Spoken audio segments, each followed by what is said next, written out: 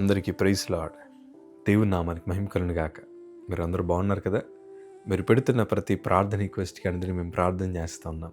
మా ఆశ అంతా ఒకటే, ఎక్కడైతే మీరు తృణీకరించబడ్డారో, ఎక్కడైతే వెలివేయబడ్డారో, ఎక్కడైతే గుండెలు పగిలేలా ఏడ్చారో అదే స్థలాల్లో నా ప్రభు మీ అందరిని హెచ్చించబోతున్నారు. విశ్వాసంతో ప్రార్థించేయండి. ఘనమైన విజయాలు ఖచ్చితంగా నా ప్రభు మీ అందరికీ దయచేస్తారు. God bless you all. అలాగే చాలా వందనాలు. సో మేము బెహ్రెన్లో ఉన్నాం. మా కోసం మీరు అందరూ ప్రార్థన చేస్తూ ఉన్నారు. మేమందరం క్షేమంగానే ఉన్నాం. కాకపోతే చుట్టూ యుద్ధ వాతావరణం కదా, ఈరోజు ఏం జరుగుతుందో తెలియని పరిస్థితి.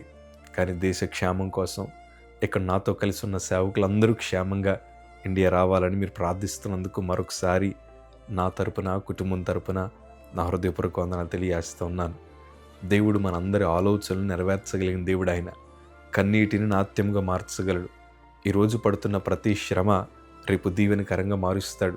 అందుకే అన్ని రోజులు ఒకలా ఉండవు అని చాలాసార్లు చెప్తూ ఉంటాను. ప్రియ సంగమా, ఈరోజు నువ్వు ఎన్నో క్లిష్టమైన పరిస్థితులు అనుభవిస్తూ ఉన్నావు. ఈ వీడియో చూస్తున్నప్పుడు కూడా అయ్యా నా హృదయం పగిలిపోయింది, ఏ పని తలపెట్టినా ఓటమే వస్తూ ఉంది, గత సంవత్సరం ఎన్నో నష్టాల మధ్యన ప్రయాణం చేశాను, ఈ సంవత్సరం కూడా అలానే ఉంటుందేమన్న భయము, మనసారా నవ్వి చాలా సంవత్సరాలు అయిందన్నా, మనసారా కుటుంబంతో కలిసి సంతోషాన్ని పంచుకొని చాలా సంవత్సరాలు అయిందన్నా అని చాలామంది చెప్తూ ఉంటారు.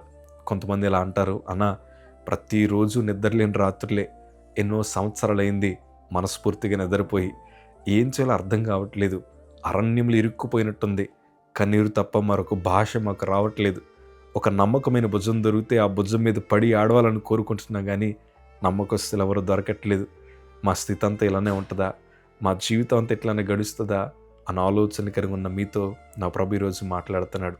దేవుని వాక్యంలో ఇర్మియా గ్రంథము 31వ అధ్యాయము 13వ మాట చదవగలిగితే, వారి దుఃఖమునకు ప్రతిగా సంతోషమిచ్చి వారిని ఆదరించదను, విచారము కొట్టివేసి నేను వారికి ఆనందము కలుగుచేతును, కనుక కన్యకలను, యవనులను, వృద్ధులను కూడి నాట్యమందు సంతోషించదరు. ఈ మాట మీ అందరి జీవితంలో నా ప్రభు నెరవేర్చునుగాక. దుఃఖమును కొట్టివేసి ప్రభు సంతోషాన్నిస్తారు. ప్రి సంఘం అన్ని రోజులు ఒకలా ఉండవు. ఎన్నాళ్ళు ఏ ఆదరణ అయితే నువ్వు కోల్పోయావో ఆ ఆదరణ ప్రభు అనుగ్రహిస్తారు. ఎన్నాళ్ళు ఎంతైతే నష్టపోయావో వాటన్నిటినీ భర్తీ చేస్తారు. ఎంతకాలం ఎన్ని దుర్వార్తలైతే నువ్వు విన్నావో వాటన్నిటినీ శుభవార్తలుగా దేవుడు మారుస్తాడు. అందుకే నేను ఎప్పుడు అనుకుంటూ ఉంటాను, ప్రభా అన్ని దుర్వార్తలు కొట్టివేయడానికి ఒక్క శుభవార్త నా జీవితంలో పంపించవా అని ప్రార్థన చేసిన తరుణాలు నా జ్ఞాపకం ఉన్నాయి. ఎన్నో శ్రమలు మేము అనుభవిస్తూ వచ్చాం. దుఃఖకరమైన పరిస్థితుల మధ్య ఎన్నో ప్రయాణాలు చేస్తూ వెళ్ళాం. మాకు అప్పుడు ఏమనిపించింది చెప్పనా, ఎవ్వరూ మాకు లేరు, మేము అనాథులుగా మిగిలిపోయాం, మమ్మల్ని ఆదరించే వారు ఎవరు లేరు, ఎటు చూసినా దుర్వార్తలు వింటూనే వచ్చాం, ఎటు చూసినా అవమానాలు మా వెనకాల వస్తూనే ఉండేవి. కానీ అన్ని రోజులు ఒకలా ఉండవు కదా, వాటన్నిటినీ ప్రభు కొట్టివేయడానికి దేవుడు ఎన్నో శుభవార్తలు పంపిస్తూ వచ్చారు. అదే ధైర్యంతో అంటున్నాను, నీ బ్రతుకులో నా ప్రభు కార్యం జరిగిస్తాడు. అదే ధైర్యంతో చెప్తున్నాను, నీ కుటుంబంలో గొప్ప కార్యాలు నా దేవుడు జరిగించబోతున్నాడు. నీ దుఃఖాన్ని ప్రభు చూస్తున్నాడు. నువ్వు ప్రభు మందిరంలో గుండెలు బాదుకునయ్యా, నా జీవితం ఒంటరిగా మిగిలిపోయిందయ్యా, ఏ పని తలబెట్టినా ఓటమి తప్ప మరొకటి ఎదురవ్వట్లేదయ్యా, ఉద్యోగాలు కోల్పోయాం, సరైన జీతాలు రాక అప్పుల్లో మునిగిపోయాం, ఈ అప్పు తీర్చడానికి మరొక అప్పు చేయాల్సిన పరిస్థితి, ఎక్కడెక్కడో దూరదేశాల్లో పనిచేస్తూ ఉన్నాం, ఒంటరిగా మిగిల్చబడ్డాం, కనీసం మేము బ్రతుకున్నామో లేదో పట్టించుకోలేని పరిస్థితుల మధ్య మేము ఉన్నామని ఆదరణ లేక, సంతోషం లేక, శ్రమలు కొలిముల మధ్యన ఉంటారు నీతో నా ప్రభు మాట్లాడుతున్నాడు. వాటన్నిటి నుండి విడిపించడానికి దేవుడు బలమైన శుభవార్తలు ప్రభు పంపించబోతున్నారు. నీ కన్నీరు ఆనంద బాష్పాలుగా దేవుడు మార్చబోతున్నాడు. ప్రి సంగమా, ప్రభు సందులో గంతులు వేస్తూ సాక్ష్యం చెప్పుకునే కృపను దేవుడు అనుగ్రహిస్తాడు. నాకు అలాంటి తరుణాన్ని ఇచ్చాడు.